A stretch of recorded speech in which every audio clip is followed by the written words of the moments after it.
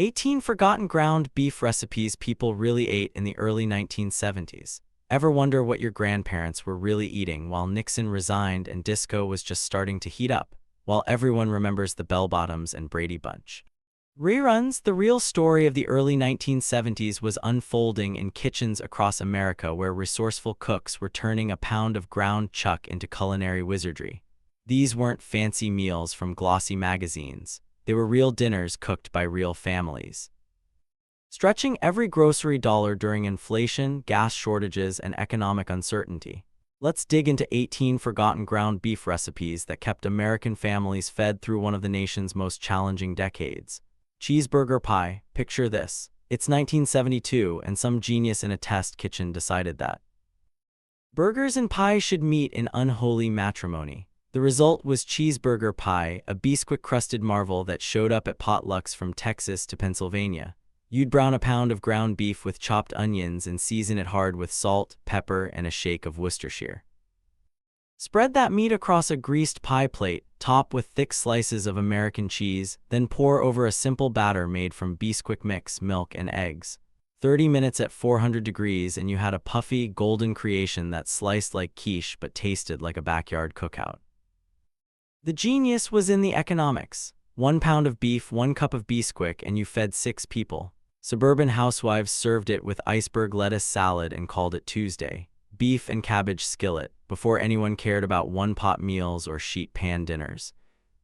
There was the beef and cabbage skillet, a Depression-era holdover that survived into the early 70s because it worked. Cabbage was dirt cheap, sometimes 15 cents a head at the A&P, and it stretched ground beef like nobody's business. You'd brown your meat in a cast iron skillet, add thick wedges of cabbage, diced tomatoes from a can, and season with caraway seeds if you had German roots or just salt and pepper if you didn't. Cover it, let it steam for 20 minutes, and the cabbage would collapse into sweet, tender ribbons that soaked up all that beefy flavor. This was survival cooking dressed up just enough to feel like dinner. Families in the Rust Belt served it over egg noodles. Families in the South ate it straight from the skillet with cornbread on the side. Shipwreck casserole. The name alone tells you everything. Shipwreck casserole was a throw-everything-in-and-pray kind of dish that became a weeknight staple across the Midwest when grocery budgets were tight and time was tighter. It got its name because it looked like a culinary disaster but somehow tasted like home. You'd layer raw ground beef directly into a casserole dish, no browning required. Then came sliced raw potatoes, sliced onions, uncooked rice, a can of kidney beans, and a can of tomato soup thinned with water. Season each layer as you went. Cover with foil and bake at 350 for 90 minutes. The magic happened in that slow bake when everything melded together into something greater than its parts. The rice absorbed the beef drippings, the potatoes softened, and the soup became a thick, savory gravy. This was blue-collar alchemy. If you're enjoying this journey through food history, hit that subscribe button and ring the bell so you don't miss future videos. Stuffed green pepper casserole. Stuffed peppers were nothing new, but the casserole version was pure 1970s innovation, invented by women who didn't have time to stand each pepper upright and babysit them in the oven. Instead, you'd chop those green bells into bite-sized pieces, brown your ground beef with onions, stir in cooked rice, a can of tomatoes, and plenty of garlic salt. Dump it all into a baking dish, top with shredded cheddar, and bake until bubbly. The flavor was identical to traditional stuffed peppers, but the effort was cut in half. This recipe exploded in community cookbooks across Ohio and Indiana, where church ladies were always looking for potluck shortcuts. It reheated beautifully, which meant leftovers for lunch the next day. Practical, filling, and economical. That was the early 70s trifecta. Goulash. Not the Hungarian classic with paprika and tradition, but the American skillet version that showed up on dinner tables from Detroit to Denver. This goulash was pure improvisation. Brown your beef, toss in elbow macaroni, canned tomatoes, maybe some corn if you had it, and whatever seasonings were in arm's reach. Simmer it all together in one big skillet and serve it hot with buttered white bread. Every family had their own version and nobody called it the same thing twice. Some folks called it slumgullion, others called it Johnny Marzetti, especially in the Columbus, Ohio area where it was practically a regional religion. The beauty was in its flexibility and speed. 30 minutes from stove to table, one pan to wash, and enough carbs and protein to fuel a family through homework and evening chores. Spanish rice skillet. While authentic Spanish rice requires stock, saffron, and patience, the American version circa 1973 required ground beef, minute rice, and a jar of paste picante sauce. This was suburban fusion before anyone used that term. You'd brown a pound of beef, add a cup of instant rice, pour in a jar of salsa and a cup of water, cover, and let it steam for 5 minutes. Fluff with a fork, top with shredded cheese, and dinner was done. The picante sauce provided all the seasoning you needed, and the instant rice meant no waiting around. Families in Texas and California had been making versions of this for years, but it spread nationwide in the early 70s thanks to the explosion of jarred salsa in supermarkets. Quick, cheap, and just spicy enough to feel adventurous without scaring the kids. Chili mac. Take two American classics, smash them together, and you get chili mac, a hybrid dish that became cafeteria legend and weeknight hero all at once. The formula was beautifully simple. Make a pot of basic chili with ground beef, kidney beans, tomato sauce, and chili powder. Cook a box of elbow macaroni, combine them, that's it. Some cooks stirred in shredded cheddar, others topped each bowl with diced raw onions and a handful of saltines. The dish had roots in Cincinnati's unique chili culture but went fully mainstream in school cafeterias across America during the early 70s. It was filling, it was cheap, and kids actually ate it without complaint. For working mothers juggling new careers and tight budgets, that last point mattered more than authenticity. Mock chow mein. The early 70s saw a wave of mock ethnic dishes that tried to capture faraway flavors with pantry staples and zero cultural accuracy. Mock chow mein was the poster child.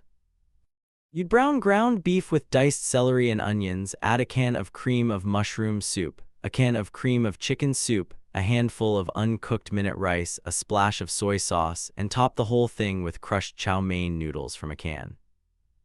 Bake it until golden and crunchy. Was it Chinese? Absolutely not. Was it delicious in that weird, nostalgic casserole kind of way? Completely. This recipe showed up in every junior league cookbook from Seattle to Charlotte, proof that American home cooks were craving something beyond pot roast but weren't ready to leave their comfort zone. Salisbury steak. Before the frozen TV dinner version became a punchline, Salisbury steak was a legitimate home-cooked meal with surprising elegance. Named after Dr. James Salisbury, who promoted minced beef for health back in the 1890s, the dish had a resurgence in the early 70s when beef prices forced cooks to make 1 pound look like a fancy dinner. You'd mix ground beef with breadcrumbs, minced onion, and egg, and Worcestershire sauce, then shape it into thick oval patties and pan-fry them until crusty. The real magic was the gravy made from beef broth, sautéed mushrooms, and a slurry of flour and butter. Those patties simmered in that gravy until they were fork tender. Serve over mashed potatoes or egg noodles, and suddenly your weeknight dinner felt like something from a supper club. Porcupine meatballs. The name came from the rice that poked out of each meatball like little quills, and kids in the early 70s thought that was the coolest thing ever. You'd mix raw ground beef with uncooked white rice, minced onion, salt, and pepper, then roll them into golf ball-sized spheres. Nestle those meatballs into a baking dish, pour over a mixture of tomato soup and water, cover, and bake low and slow for an hour. The rice cooked inside the meatball, absorbing beef fat and tomato flavor while puffing up and poking through the surface. It was whimsical and practical at the same time. The rice stretched the meat, the tomato soup doubled as sauce, and cleanup was minimal. This recipe had roots in church potlucks across the Great Plains, but spread coast to coast through women's magazines and recipe card swaps. Beef stroganoff on a budget. Traditional beef stroganoff called for tender cuts of sirloin, but the budget version from the early 70s swapped in ground beef and nobody complained. You'd brown the beef with sliced mushrooms and diced onions, sprinkle in some flour to thicken, then stir in beef bouillon, a splash of Worcestershire, and finish with a generous dollop of sour cream. Serve it over egg noodles and call it gourmet. Was it authentic Russian cuisine? Not even close, but it was creamy, savory, and comforting in a way that felt special without breaking the bank. Recipes for this version showed up in Betty Crocker cookbooks and on the back of sour cream containers throughout the decade. It was Weeknight cooking with just enough sophistication to feel like an occasion. Barbecue cups. These little gems were pure early 70s innovation, the kind of recipe that showed up in Pillsbury Bake-Off entries and then spread like wildfire through suburban neighborhoods. You'd press refrigerated biscuit dough into the cups of a muffin tin, creating little edible bowls. Fill each one with a spoonful of ground beef that had been browned and mixed with barbecue sauce, top with shredded cheddar, and bake until the biscuits were golden and the cheese was melted. They were handheld, kid-friendly, and endlessly customizable. Some moms added diced pickles to the beef mixture. Others used sloppy Joe sauce instead of barbecue. These little cups were party food, after-school snacks, and emergency dinners all rolled into one portable package: hamburger soup. When the weather turned cold and the grocery budget was tight, hamburger soup saved the day across the northern states. It was essentially vegetable soup with ground beef standing in for the usual ham bone or chicken. You'd brown a pound of beef, drain most of the fat, then add diced potatoes, carrots, celery, onions, canned tomatoes, beef broth, and whatever frozen vegetables were on sale. Simmer it for 40 minutes and you had a pot of hearty soup that stretched across multiple meals. Some cooks added alphabet pasta or elbow macaroni in the last 10 minutes.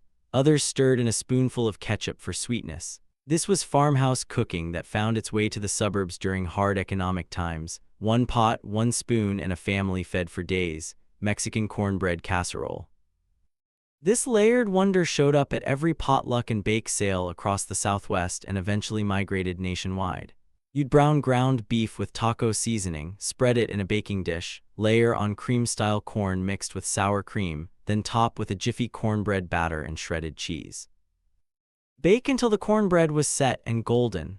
The result was a sweet and savory combination that hit every comfort note. The corn added moisture and sweetness, the beef brought heartiness, and the cornbread crust tied it all together. Recipes varied wildly. Some cooks added green chilies.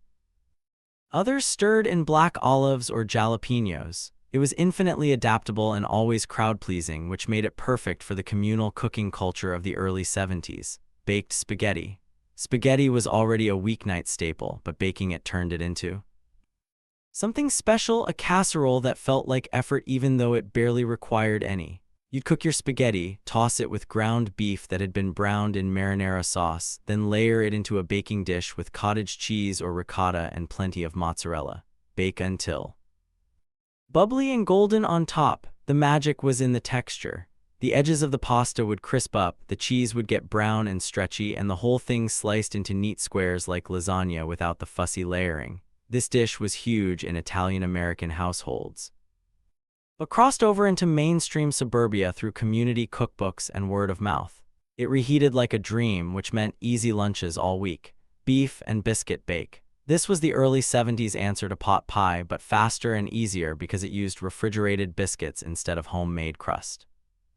You'd brown ground beef with onions and frozen mixed vegetables, stir in cream of celery soup or cream of chicken soup, season with thyme and black pepper, and pour it all into a casserole dish.